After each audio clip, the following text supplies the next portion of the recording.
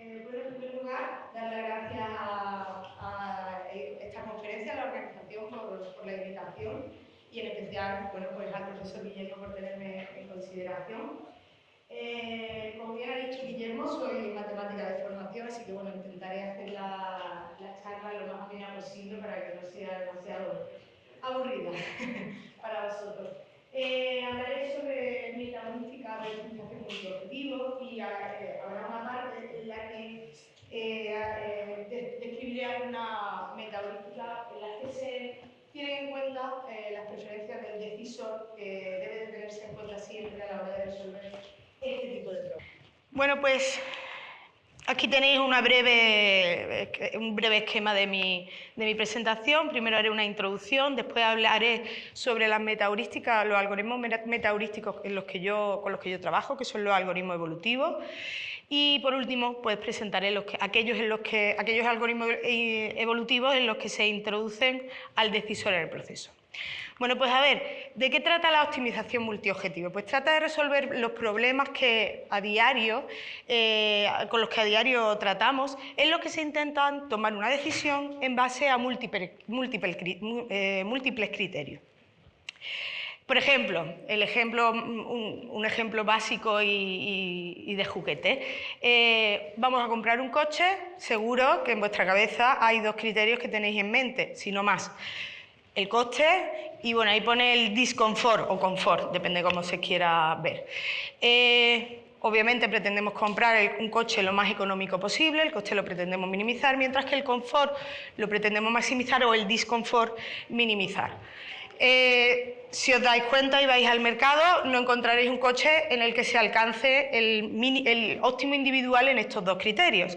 Y eso es debido a que estos dos criterios tienen una relación de conflicto entre ellos, porque cuando uno mejora su valor, el otro empeora y viceversa. Si nos vamos a comprar el coche más caro, probablemente estemos alcanzando un nivel más alto de confort, pero a costa de sacrificar el precio, mientras que si nos vamos a comprar un coche barato, sacrificaremos en cierta medida las prestaciones que nos da el coche, el nivel de confort.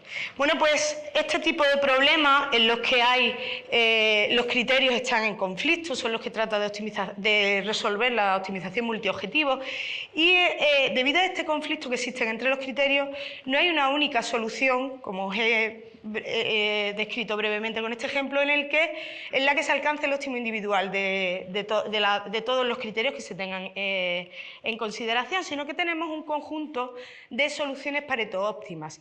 Daré ahora la definición matemática de una solución Pareto óptima, pero brevemente la idea intuitiva, una solución Pareto óptima es aquella en la que no se puede mejorar ningún criterio sin empeorar o sacrificar el valor de alguno de los otros criterios que se tienen en cuenta a la hora de tomar una decisión.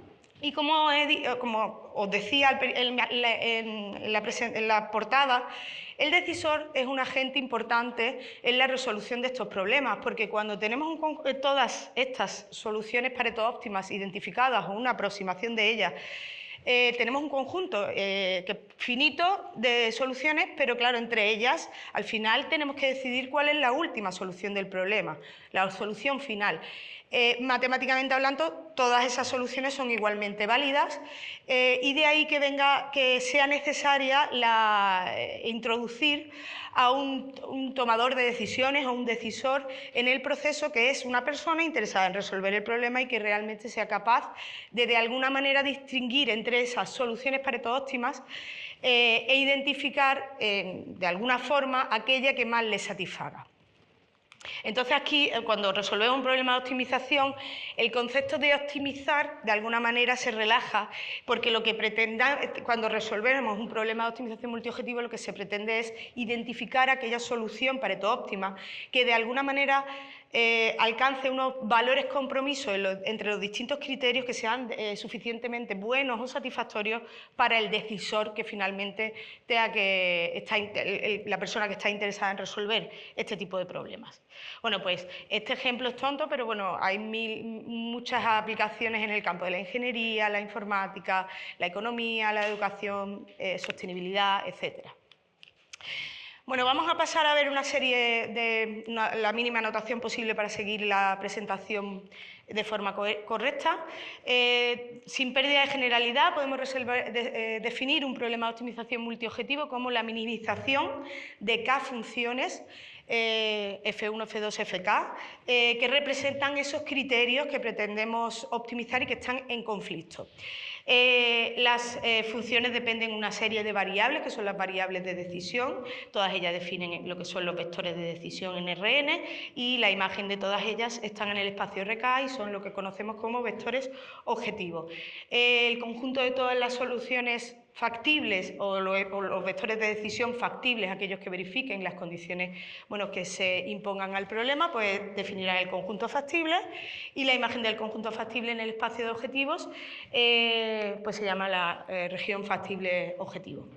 Como veis, tenemos dos espacios entre los que definen el problema: el espacio de decisión, donde están las variables de decisión, y el espacio de objetivo, donde estamos representando los valores que alcanzan las distintas soluciones en los objetivos.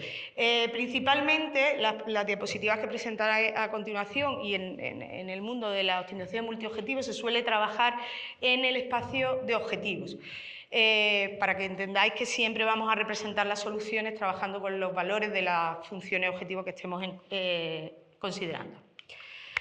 Bueno, pues para definir lo que realmente son soluciones Pareto óptimas, primeramente tenemos que conocer lo que es la relación de Pareto-dominancia, que se define en el espacio de objetivo F1. Bueno, aquí tenemos un espacio de objetivo de dos dimensiones, F1 y F2. Bueno, pues en general, si tengo dos puntos Z y Z barra en el espacio de objetivo RK, diremos que Z domina Z barra si cada componente de Z es menor o igual que cada componente de Z barra y existe alguna componente que de Z que mejora estrictamente a la componente correspondiente de Z barra.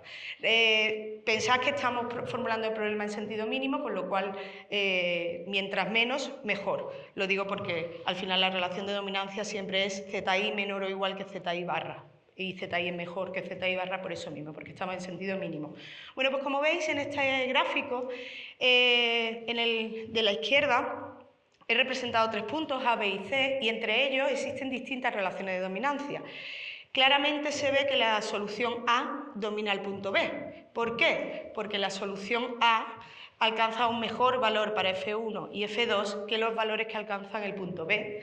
Sin embargo, la solución A y C no son comparables entre sí, porque pese a que A mejora a C en el objetivo 1, A es peor que C en el objetivo 2. Entonces, la relación de dominancia establece un orden parcial entre las soluciones, pero no un orden estricto. Y existirán soluciones que se dominan entre sí, pero también existirán soluciones que están no dominadas entre sí. En el gráfico de la derecha, he representado un conjunto más amplio de soluciones y entre todas ellas, las no dominadas son las azulitas porque están no dominadas entre sí y también están no dominadas por las verdes, y todas las soluciones verdes que están en verde están dominadas por las soluciones en azulitas. ¿Vale? Bueno, pues una vez que tenemos esta relación descrita, ya podemos definir lo que es una solución Pareto óptima o eficiente como una solución X del conjunto factible es Pareto óptima o eficiente si no existe ninguna otra solución factible cuyo vector objetivo f de x barra domine al vector objetivo de x, f de x. En la práctica, como también he dicho anteriormente, al final las soluciones Pareto óptimas se identifican como aquellas en las que no se puede mejorar ningún criterio, ningún objetivo, ya hablando de funciones objetivos, sin empeorar algún otro.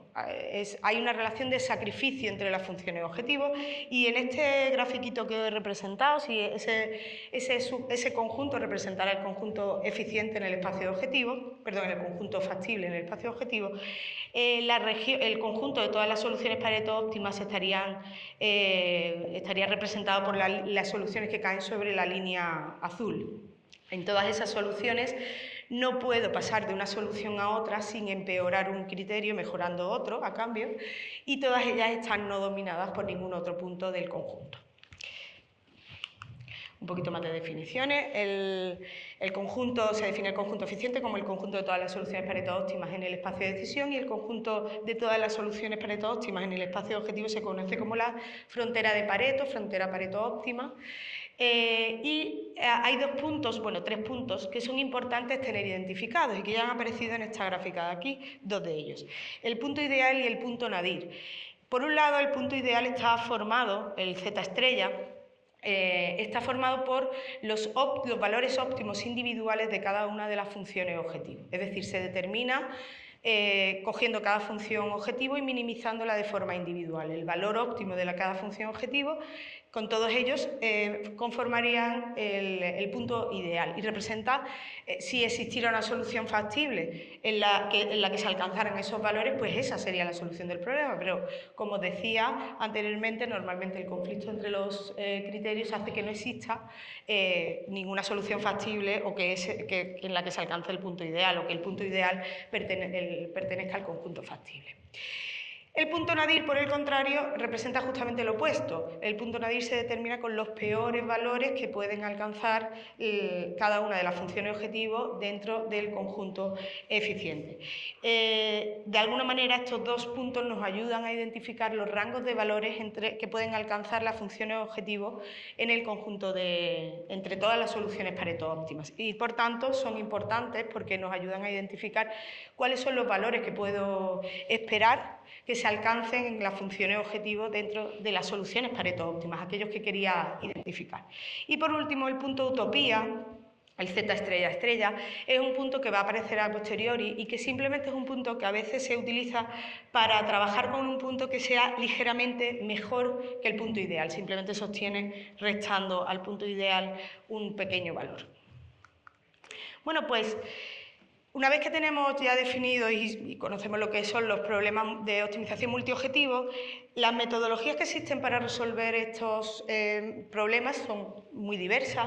Están los métodos exactos, o lo que se conocen como métodos clásicos, métodos de programación multiobjetivo, que a cambio de garantizar que obtienen soluciones eficientes, Pareto óptimas, requieren a las funciones objetivo o al problema en sí una serie de características matemáticas que hacen que sean poco aplicables en la vida real, porque requieren características en cuanto a derivabilidad, continuidad, convexidad, y cuando nos movemos en un problema real ese tipo de características pues no se encuentran normalmente.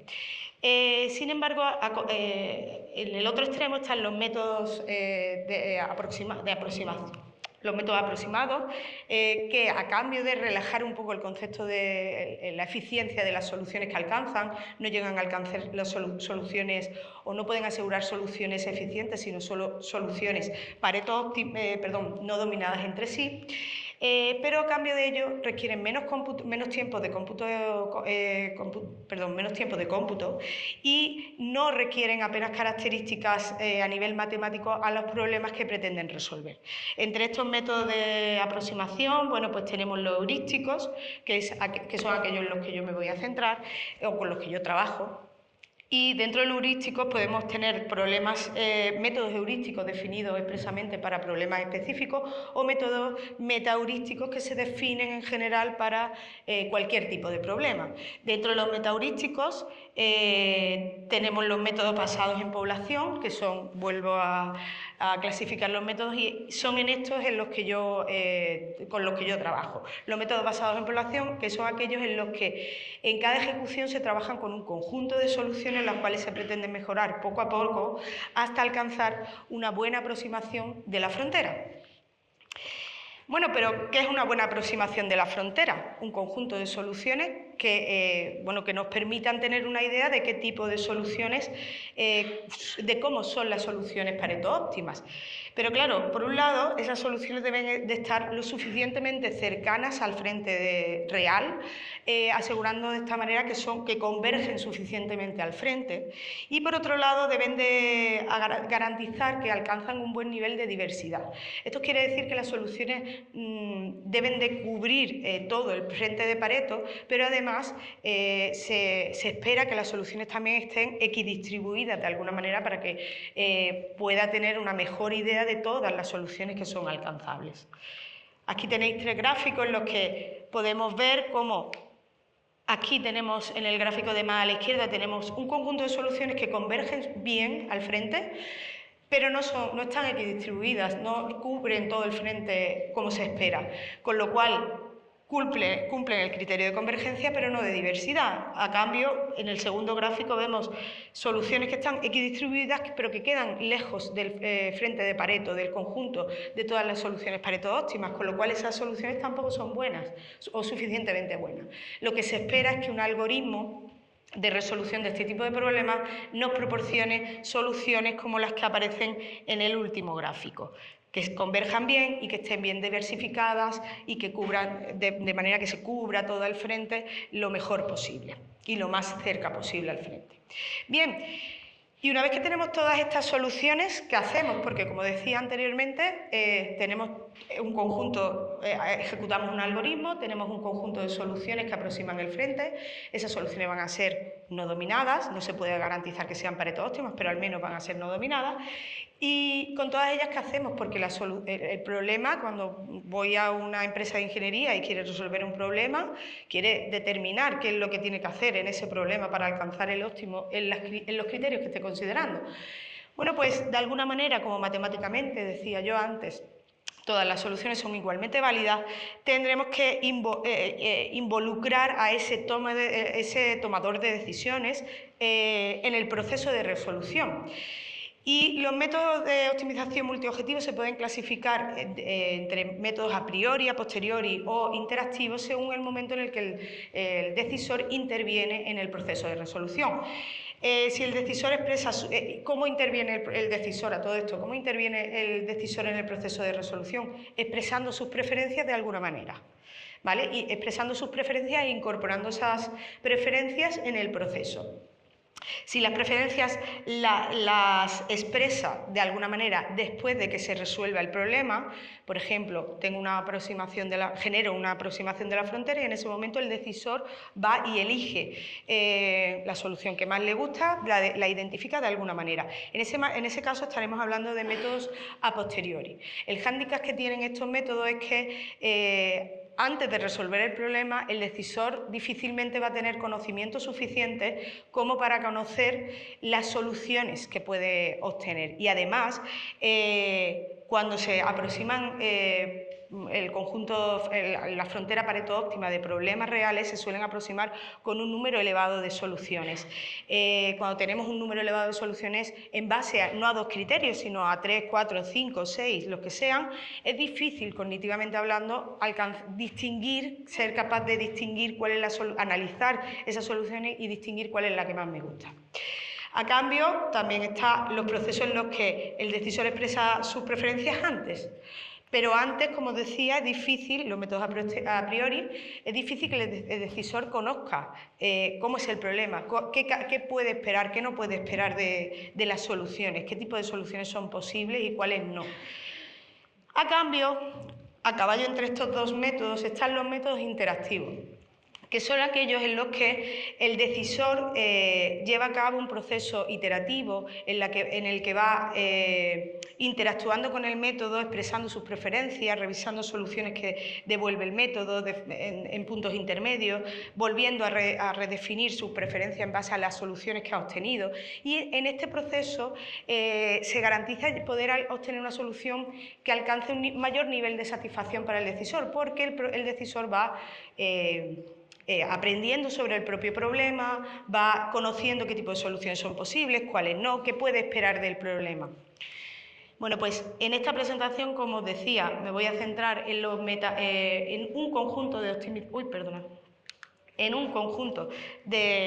problemas de algoritmos metaheurísticos, que son los algoritmos evolutivos, Evolutionary Multivariate Optimization Algorithm, algoritmos IMO, y de ellos también voy a hablar de aquellos interactivos, aquellos en los que se lleva a cabo un proceso de interacción para resolver el problema como el que acabo de describir. Bueno, pues primeramente los algoritmos de optimización multiobjetivo. Estos algoritmos son algoritmos basados en población, aquellos en los que se trabajan con un conjunto de soluciones en cada ejecución, y como pongo ahí, están bioinspirados, en este caso están bioinspirados en la evolución natural de las especies. Esto quiere decir que el algoritmo internamente lleva a cabo una serie de generaciones en las que va mejorando poco a poco las soluciones, que pasan a denominarse individuos, hasta alcanzar una buena aproximación de la frontera formada por soluciones no dominadas. Los pasos generales de un algoritmo evolutivo son estos que os detallo a continuación. Inicialmente el método genera n soluciones de forma aleatoria, parte de ese conjunto de n soluciones, individuos, y lleva a cabo una serie de generaciones. ¿En qué consiste una generación? Pues cada generación consiste en lo siguiente. Primeramente se evalúan los individuos para determinar cómo de buenos son teniendo en cuenta los valores que alcanzan cada uno de ellos en todas las funciones objetivo a la vez. Hay distintas funciones fitness que pongo ahí y cada método pues, utiliza una manera u otra de evaluar las soluciones. Una vez que tengo determinado cómo de buenos son los individuos, se le aplican una serie de operadores genéticos para generar n nuevas soluciones, n soluciones hijas. Estas soluciones se generan pues, aplicando operadores de selección para determinar cuáles van a ser los padres.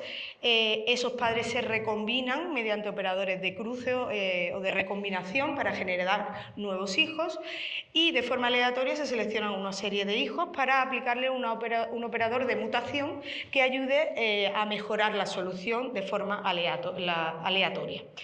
Una vez que se han aplicado estos operadores genéticos, como ocurre en el mundo natural, se seleccionan los mejores individuos, que serán los que se pasarán a la siguiente generación.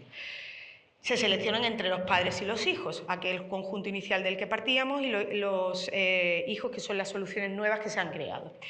Bueno, pues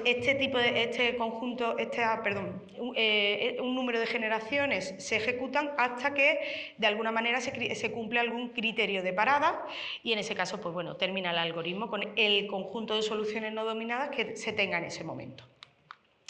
Bueno, paso a describiros algunos algoritmos evolutivos que son los más conocidos en nuestra rama de investigación. Y algunos a lo mejor vosotros lo conocéis. El algoritmo NSGA2, Non-Dominated Sorting Genetic Algorithm 2, propuesto por Kalian Dev y otros en 2002, y aunque tiene ya su tiempo, desde 2002, hace más de 20 años que se propuso, se sigue aplicando a día de hoy, porque es un algoritmo que es muy bueno. Ha sido capaz de resolver pues, muchos problemas aplicados en muchas ramas y con buena garantía de alcanzar soluciones buenas. ¿En qué consiste este algoritmo? Bueno, ahí aparece un esquema básico de su funcionamiento. Está basado en una ordenación interna de las soluciones que se generan, una vez que tenemos los padres y los hijos, esa población de padres e hijos se ordena en base a la relación de no dominancia, de forma que cada solución queda clasificada en una frontera de no dominancia. La primera frontera de no dominancia está formada por los individuos que entre padres e hijos no se dominan entre sí, los no dominados. Esos elementos se eliminan momentáneamente, se vuelven a identificar las soluciones que están no dominadas entre sí, eso forman los individuos de la segunda frontera y así se procede continuamente hasta que tener todas las soluciones clasificadas en fronteras, como aparece en esta columnita de aquí. Una vez que tengo todas esas soluciones, voy a determinar cuáles son los n individuos que selecciono para la siguiente generación. Esos n individuos van a ser los n individuos que pertenecen a las primeras fronteras, porque van a ser aquellos individuos que están no dominados o dominados por un menor número de soluciones. Y probablemente de la última frontera, en el gráfico F3, de la última frontera todos los individuos que están en esa frontera no se pueden pasar a la siguiente generación porque excede el número de soluciones. Bueno, pues, ¿cómo seleccionamos qué individuos se pasan a la siguiente generación de esa frontera? Pues para seleccionar esos individuos, este algoritmo calcula una distancia crowding que de alguna manera mide cómo de poblada está cada solución a su alrededor. Para garantizar diversidad de soluciones, se seleccionan los individuos que tienen un mejor valor de esta distancia, lo cual significa que están menos poblados a su alrededor para de alguna manera garantizar diversidad de soluciones. Bueno, pues el procedimiento de ordenación en fronteras no dominadas garantiza la convergencia, mientras que esta distancia crowding garantiza la diversidad de soluciones. A posteriori, en 2014, se publicó una mejora de este algoritmo, el conocido como NSGA3, que también ha tenido muy buena acogida en el mundo. Y en este algoritmo se procede igualmente que en el precedente para clasificar las soluciones en distintas fronteras de no dominancia. Y la diferencia está en cómo seleccionan los individuos que serán pasados de esa última frontera a la siguiente generación, de la frontera que no puede pasarse por completo a la siguiente generación. En lugar de seleccionar esos individuos en base a la distancia crowding que había descrito anteriormente, pues en este caso se consideran un conjunto de puntos de referencia que definen estas direcciones de búsqueda, que intentan representar el espacio de forma equidistribuida, y lo que se hace es asignar cada solución a una de estas direcciones, teniendo en cuenta la distancia perpendicular al vector que la define. Bueno, pues las soluciones de la última frontera que se pasan a la siguiente generación van a ir seleccionándose una a una soluciones asociadas a cada vector. Las soluciones, por ejemplo, aquí que están remarcadas dentro del cuadrado rojo, serían las soluciones que se pasarían a la siguiente generación. Se van completando la población hasta completar el número de soluciones que faltan, seleccionando una solución por cada uno de estos vectores. De esta manera se garantiza también diversidad de soluciones. Otro algoritmo conocido es el MOEAD, Multi-Objective Optimization Algorithm Based on Decomposition. Esto de la descomposición, ¿de qué va? Bueno, lo pongo ahí, es un algoritmo basado en descomposición. Esto significa que este algoritmo internamente lo que hace es el problema multiobjetivo original, en el que teníamos que optimizar K funciones objetivos en conflicto, lo transforma en una serie de problemas monoobjetivos en los que se pretende optimizar una única función, y esa función de alguna manera recoge a todas, aglutina o agrega a todas las funciones objetivos originales. Los distintos problemas se formulan utilizando la misma función, pero distintos vectores de peso. Los vectores de peso asignan distintas prioridades o importancia a las funciones objetivos, pero son meros parámetros del problema, no tienen esa importancia, no es una importancia preferencial, sino es una importancia que lo que ayuda es a barrer el espacio de búsqueda de forma equidistribuida, como aparece aquí. Se generan una serie en la primera gráfica, una serie de pesos, como anteriormente, que definen direcciones de proyección que ayudan a barrer el espacio de forma equidistribuida. Cada vez que inicialmente se genera una población aleatoria, de esa solución se selecciona el mejor individuo para cada subproblema formulado para cada vector de peso. A continuación, se establece un concepto que en este algoritmo se conoce como el concepto de vecindario o vecindad. Cada solución tiene un vecindario asignado, o cada subproblema tiene un vecindario asignado formado por las soluciones que han sido seleccionadas para los problemas definidos con los vectores de peso cercanos al vector de peso que se esté utilizando con el algoritmo, en el subproblema concreto. O sea, como aparece aquí, este vector de aquí tiene asociado esta solución como la mejor, pero tiene definido ese vecindario que aparece ahí por las soluciones cercanas al final, porque este algoritmo se basa en que para resolver el problema voy a apoyarme en la información que hay sobre las soluciones de problemas que caen a mi alrededor. ¿Y cómo hago esto? Pues internamente, cuando se seleccionan los padres para generar nuevos hijos, para cada subproblema se seleccionan los padres dentro del vecindario que tiene definido cada subproblema. Por último, como algoritmo evolutivo, voy a presentar el algoritmo global GWASGA, Global Weighting Achievement Scalarizing Function Genetic Algorithm, que propuse yo con mi compañero Mariano Luque y mi compañero Rubén Saborido de la Universidad de Málaga en 2017. Este algoritmo también es un algoritmo basado en descomposición, como el anterior. El problema original multiobjetivo se transforma en una serie de subproblemas formulados con una función escalarizada y que utiliza distintos vectores de peso. Y en este caso, la idea que persigue este algoritmo es trabajar con el punto nadir y el punto utopía, como aparece ahí representado, y tratar de converger a la frontera utilizando distintas direcciones de búsqueda o direcciones de proyección de estos puntos hacia la frontera eficiente. Se pretende cubrir la frontera de esta manera. La función escalarizada que se utiliza para formular esos subproblemas es la función escalarizada de logro de Wierzbicki, propuesta en 1980, que tiene esta forma y en la que, si os dais cuenta, es una extensión de la distancia Chebyshev, en la que se pretende calcular la distancia a un punto Q sub i, ¿vale?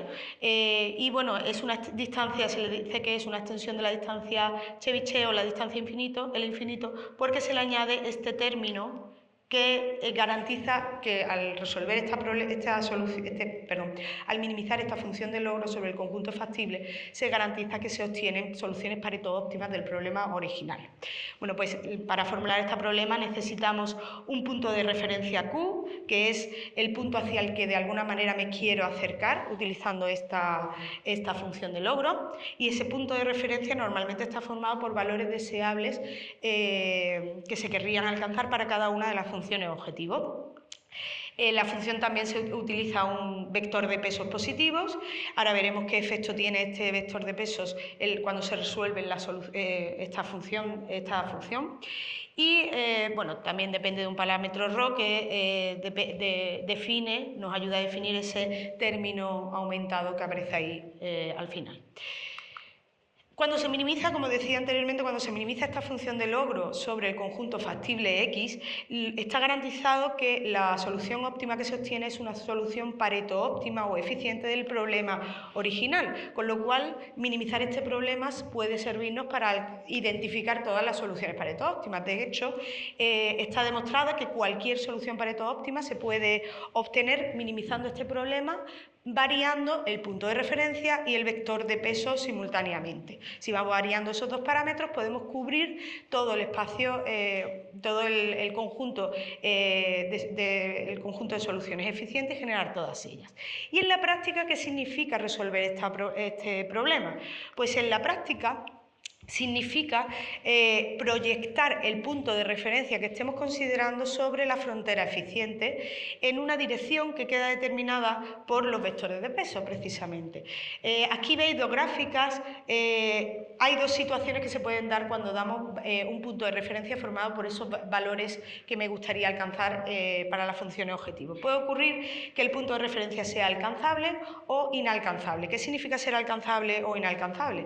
Pues es alcanzable si el punto de referencia, como veis, cae dentro del conjunto factible. Y eso significa que cuando hemos dado esos valores deseables hemos sido demasiado pesimistas, porque podemos mejorar todos esos valores alcanzables que están aquí y podemos mejorarlo y obtener soluciones Pareto óptimas que lo mejoran todos a la vez, que mejoran todos esos valores deseables a la vez. En ese caso estaremos hablando de un punto alcanzable y en el caso contrario un punto inalcanzable.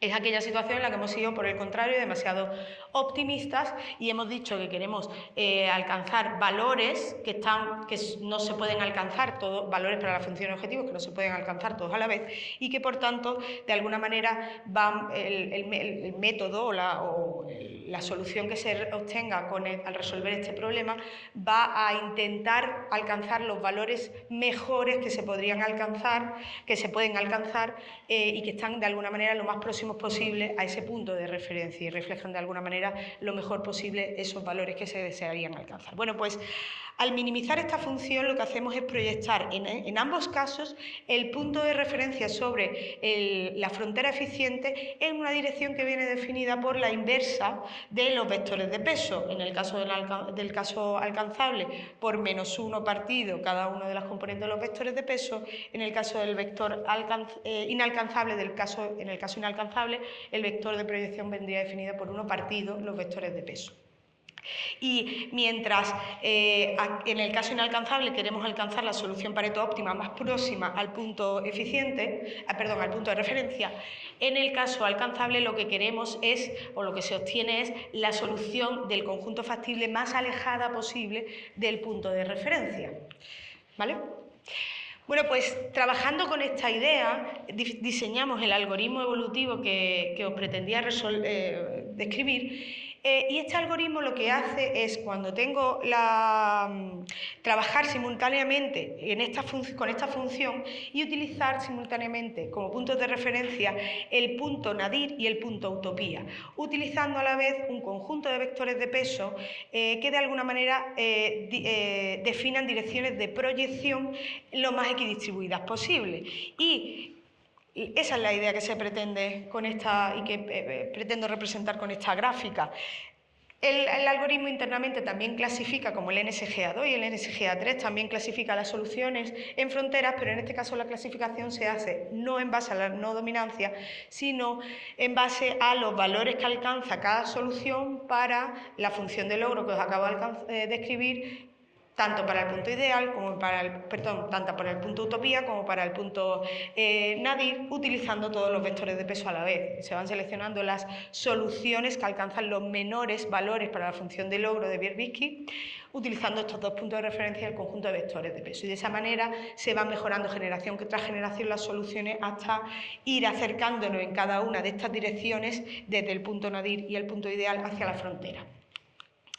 A posteriori propusimos una mejora de este algoritmo, del Adaptive Global WASGA en 2020, porque los métodos evolutivos que están basados en descomposición y que utilizan internamente estos vectores de peso, tanto Global WASGA como MOEAD o cualquier otro, tienen el hándicap de que si los vectores de peso están equidistribuidos y la frontera eficiente no tiene una forma continua, sino que tiene discontinuidades, pasa de ser convexa a no convexa y presenta distintas formas, los vectores de proyección no son capaces de aproximar bien la frontera porque puede que estén apuntando hacia zonas en las que no hay soluciones. Entonces nosotros lo que decidimos es, en el algoritmo Global WASGA, cuando se ejecuta un número concreto de generaciones, hacer una readaptación, un reajuste de los vectores de peso, teniendo en cuenta la distribución de las soluciones que se tienen en ese momento, para redirigir los vectores de peso que apuntan hacia zonas donde no hay solución, hacia otras zonas donde es necesario apuntar y cubrir mejor la frontera. Bueno, no doy más detalles, cualquier duda que tengáis, aquí estoy para resolverla o comentar lo que sea. Bueno, pues hecha ya esta introducción de los algoritmos evolutivos, voy a pasar a describir lo que son los algoritmos interactivos y algunos de ellos. Bueno, los pasos básicos de un algoritmo interactivo, aunque sean muy simplones, pero bueno, no viene mal verlos. Inicialmente el algoritmo, si es posible, proporciona algo de información al decisor para que, como os digo, las preferencias se emitan siendo consciente de alguna manera o teniendo algunos datos del problema. Si, por ejemplo, el algoritmo dispone información sobre el nadir y el ideal, pues sería muy idóneo proporcionársela al decisor. El decisor emite información preferencial, da sus preferencias, se ejecuta el algoritmo con el objetivo de generar soluciones no dominadas que se ajusten lo mejor posible a esas preferencias. Ya no nos interesa aproximar o obtener una aproximación de todo el conjunto de soluciones Pareto óptimas, ya solo nos interesa aproximar aquellas que son de interés para el decisor. El decisor revisa esas soluciones, si estas... Uy, ¿qué ha pasado? Vale. Si está satisfecho con alguna de ellas, pues el proceso termina, si no, pues vuelve al paso 2 y lleva a cabo una nueva interacción con el método. Bueno, pues como veis, en estos métodos el decisor va proporcionando su información preferencial poco a poco, modifica sus preferencias, ajusta la convergencia del método hacia aquellas soluciones que a él le interesan y durante este proceso durante el proceso de resolución se produce un proceso de aprendizaje. El decisor aprende sobre, como decía anteriormente, la interdependencia, los sacrificios que son necesarios cuando pasamos de una solución a otra entre las funciones objetivo. Si me voy a una solución que mejora el valor de una función objetivo, ¿qué pasa con el resto? ¿Hasta qué nivel se ven afectadas por esa mejora? ¿Se sacrifican más, se sacrifican menos? También aprende sobre qué tipo de soluciones cabe esperar que se obtienen y cuáles no, porque a veces tenemos una idea en nuestra cabeza y eso es real y después eso no es posible de ninguna de las maneras. Incluso esto ayuda también muchas veces a redefinir el problema original, introduciendo incluso aspectos que se estaban considerando como restricciones y que realmente representan objetivos para los decisores. Y el decisor también aprende sobre las propias preferencias que tiene que dar para obtener soluciones que le gusten. Cada método, como diré a continuación, hay muchos métodos interactivos y entre ellos se diferencian principalmente en el tipo de información preferencial que tiene que dar cada uno de los decisores involucrados en el proceso y los mecanismos que utilizan internamente para generar nuevas soluciones no dominadas. Como decía, el objetivo ya no es aproximar toda la frontera de Pareto, sino solo el conjunto de soluciones que se ajustan mejor a las preferencias del decisor, lo que en este campo se conoce como la región de interés. Depende del tipo de información que se dé, la región de interés puede estar más identificada o más delimitada o menos. Uno de las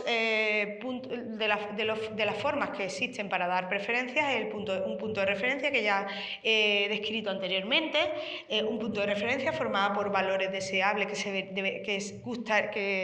son deseables para alcanzar en cada una de las funciones objetivos y que pueden ser clasificados entre alcanzables e inalcanzables, como os decía anteriormente. Claramente, si un punto de referencia es alcanzable, la región de interés es esa línea más resaltada en negra que se muestra en la gráfica de la izquierda, porque evidentemente en el caso alcanzable las soluciones que van a resultar, las soluciones Pareto óptimas que van a resultar de más interés para el decisor son aquellas que mejoran al punto de referencia en todas las funciones objetivos, son las soluciones que dominan al punto de referencia. Sin embargo, en el caso inalcanzable, la región de interés va a estar formada justamente por las soluciones que, por el contrario, están dominadas por el punto de referencia, todas aquellas que caen en esa línea negrita. Otra forma de dar preferencias son rangos preferenciales. El decisor expresa esa información indicando rangos de valores que le gustarían alcanzar en las funciones objetivo, entre una cota inferior y una cota superior. La cota inferior, aquí denotada por Q sub I sub A, se conoce como un nivel de aspiración y de nuevo representa un valor que le gustaría alcanzar, y la cota superior, Q sub I super R, se conoce como un nivel de reserva y representa como el límite de lo aceptable para el decisor en cada una de las funciones objetivo. Se pueden dar distintas situaciones cuando se dan distintos niveles de aspiración y de reserva que definen esos rangos preferenciales.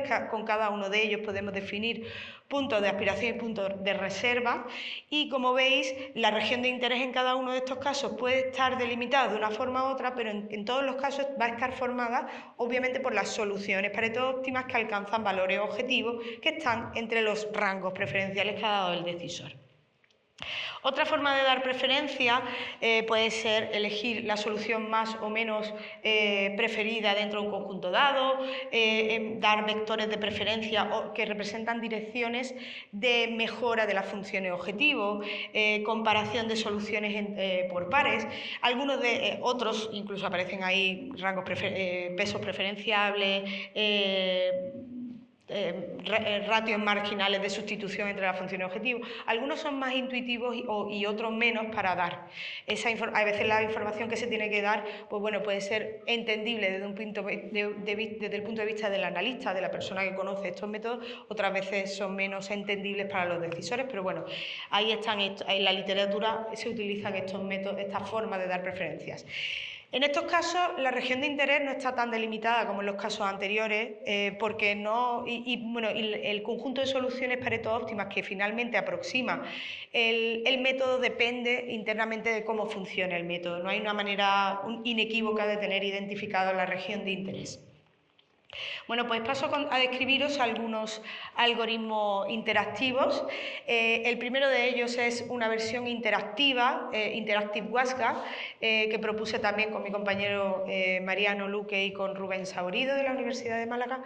Es una versión interactiva de un algoritmo previo que publicamos, que era el algoritmo WASGA, pero que a su vez se apoya en el mismo mecanismo con el que trabaja Global WASGA.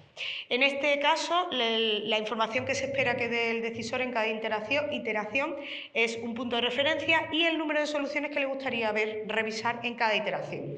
Esto es importante porque revisar un número alto de soluciones no es viable en un problema real, con lo cual, cognitivamente hablando, lo ideal sería tener un número bajo de soluciones. A veces en la práctica se hace de una manera o de otra, pero bueno, revisar un número alto de soluciones es difícil y por eso introdujimos este parámetro como un parámetro que el decisor podía ajustar según su conveniencia. Bueno, pues la idea de este algoritmo es, como veis en la gráfica, similar a lo que se hacía en Global WASGA, pero proyectando únicamente el punto de referencia dado y utilizando vectores de proyección o vectores de peso que definen direcciones de proyección equidistribuidas, tanto en el caso alcanzable como en el caso inalcanzable. Los principales pasos son los siguientes: se inicializa el contador de iteraciones, se pregunta al decisor sobre el punto de referencia que le gustaría dar, con el que le gustaría trabajar, se pregunta sobre el número de soluciones n que le gustaría generar y internamente se genera tanto vectores de peso como soluciones que quiere revisar el decisor. Esos vectores de peso se generan de forma que definan direcciones de proyección equidistribuidas. Se generan n soluciones trabajando con esos n vectores de peso en un procedimiento similar al de Global WASGA, pero utilizando solo en la función de logro de Wierzbicki el punto de referencia que nos ha dado el decisor. Se muestran las soluciones, el decisor las revisa, identifica si hay alguna que le gusta, si decide que esa es una solución suficientemente satisfactoria, el proceso acaba, si no, se lleva a cabo una nueva iteración en el proceso. Si alguno está interesado, el código está en abierto, lo tenéis ahí e incluso tiene un interfaz gráfico para ponerlo en práctica, por si estáis interesados. A posteriori publicamos también o propusimos también otro método parecido, pero en este caso el decisor lo que daba era rangos preferenciales definidos por puntos de aspiración y puntos de reserva. También el decisor determinaba el número de soluciones que se iban a ejecutar con el método. Y la idea, ahora como estamos con puntos de aspiración y puntos de reserva o rangos preferenciales, como veis aquí, la idea sigue siendo la misma: aproximar, en este caso la región de interés, proyectando el punto de reserva y el punto de aspiración utilizando un conjunto de direcciones de proyección equidistribuidas. Aquí, una vez que el decisor ha dado el punto de aspiración y el punto de reserva o esos rangos preferenciales y ha decidido cuántas soluciones quiere generar, se genera el doble de vectores de peso que las soluciones que quiere generar. ¿Por qué? Porque lo que vamos a hacer a continuación es ejecutar el mecanismo que se utiliza en Global WASGA, utilizando en lugar del utopía el punto de aspiración y en lugar del nadir el punto de reserva, y los dos n vectores de peso que se han utilizado, porque Al utilizar estos puntos no está garantizado que todas las soluciones que se generen estén dentro de los rangos preferenciales o tengan valores en las funciones objetivo que estén dentro de los rangos preferenciales que se persiguen aproximar o que definen la región de interés, con lo cual generamos el doble de soluciones y al decisor lo que hacemos es mostrarle las más representativas de aquellas que tengan valores de las funciones objetivo entre los niveles de aspiración y de reserva. Se le muestra al decisor, revisa las soluciones, determina cuál le gusta más, si está suficientemente satisfecho con ella, pues fin, y si no, lleva a cabo una nueva iteración. Por último, os voy a presentar un mecanismo para incluir preferencias que puede acoplarse a cualquier algoritmo evolutivo que esté basado en descomposición y que utilice un conjunto de vectores de referencia para aproximar el frente óptimo de Pareto. Este mecanismo para incorporar esa información preferencial en los vectores de proyección lo definieron el conjunto de investigadores liderados por la profesora Kaisa Miettinen de Finlandia. Y propusieron, han propuesto 3 métodos distintos, pero que realmente suponen el adaptar este método de interacción tanto en el algoritmo RBA, que el algoritmo RBA no lo he descrito anteriormente por no hacer la charla más extensa, pero es otro algoritmo evolutivo basado en descomposición, el MOEAD y el NSGA3 que os he descrito. Este método para incorporar esta información preferencial en los vectores de referencia tiene como punto fuerte que permite que el decisor pueda dar sus preferencias en 4 formatos diferentes. Dar un punto de referencia, seleccionar la solución preferida o no preferida de un conjunto dado y dar sus preferencias también como rangos preferenciales. Puede ir cambiando en la misma iteración con el método, puede ir cambiando de un formato de preferencias a otro. Y una vez que se ha dado esta información y se ha generado inicialmente un conjunto de vectores de referencia uniformemente distribuidos, se aplica un procedimiento para redireccionar esos vectores de referencia hacia la región de interés. Estos vectores de referencia, los nuevos que se han generado, los denominan vectores de referencia preferenciales. Con este mecanismo, como os decía, al final es un mecanismo que se puede aplicar antes de ejecutar cualquier algoritmo evolutivo y en concreto lo que hacen estos investigadores es acoplar, pedir las preferencias al decisor, reajustar los vectores de peso y ejecutar los algoritmos RBA, MOEAD o NSGA3 utilizando los vectores de los vectores de referencia preferenciales. La idea de cómo reajustar estos vectores de preferencia aparece un poco esquematizada en estas 3 gráficas. Si el decisor ha dado un punto de referencia como información preferencial, representado en esta gráfica por el punto verdecito, lo que se hace es reajustar los vectores de referencia iniciales, que son los que están representados en negro, los puntos en negro, reubicarlos para que estén más cerca del punto de referencia y permitan aproximar solo el área de la frontera que cae cerca del punto de referencia. En caso de que el decisor haya decidido seleccionar una solución, su solución preferida entre un conjunto dado, la idea es similar. Reubica los vectores de peso para que estén cerca a la solución que ha elegido el decisor y de esa manera focalizar la búsqueda hacia esa región. En caso de que el decisor haya dado rangos preferenciales, esos definidos por los puntos de aspiración y de reserva, en ese caso lo que se hace, esos rangos definen un hipercubo en el espacio. Lo que hacen al final es generar un conjunto de vectores de referencia en ese hipercubo y sustituir los originales por los vectores de referencia generados dentro de ese hipercubo.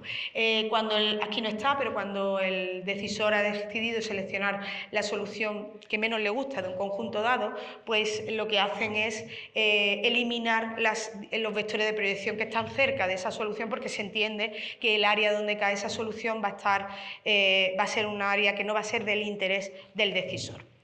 Bueno, con esto acabo mi presentación, espero no haberos aburrido en exceso. Actualmente, bueno, tengo varias líneas de investigación, algunas aplicaciones. Con el profesor Guillermo estamos trabajando en una colaboración para aplicar estos métodos al campo de la radioterapia. También estamos aplicando para resolver problemas en el contexto de la educación, del bienestar de los estudiantes y también en sostenibilidad. Bueno, pues con esto acabo mi presentación, las referencias y listo. Muchas gracias.